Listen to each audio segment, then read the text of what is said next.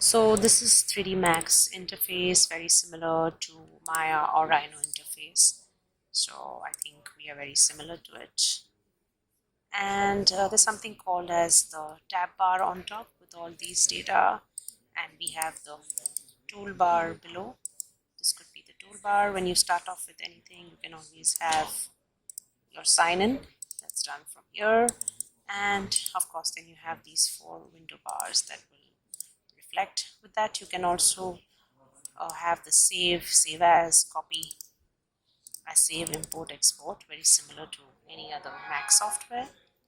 Now coming further down, you can always have your interface divided into other ways. Your windows, could be, you could create scenes where you can actually focus on just one, and whenever you want you can switch on these ones.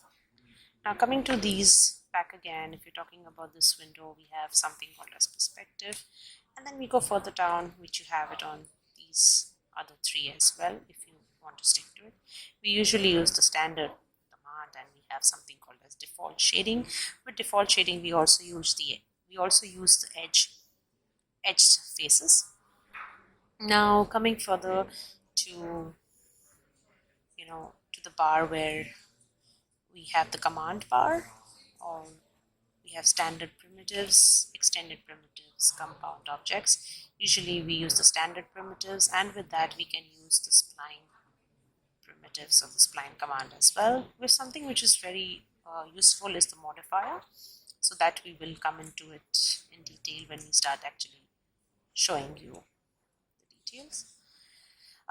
Coming further down, coming to this window back again, we have something called as Alt W, which will help you to go to one window itself. And with that, we have something called as move, rotate, scale command as well. And we have the snap commands.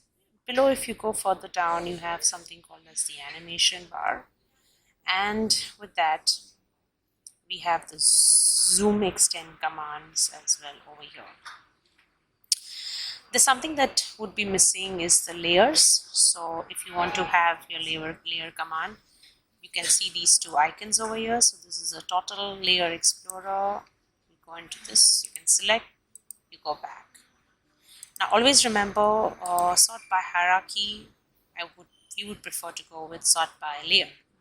So that's a default layer that will reflect. So this is our entire interface.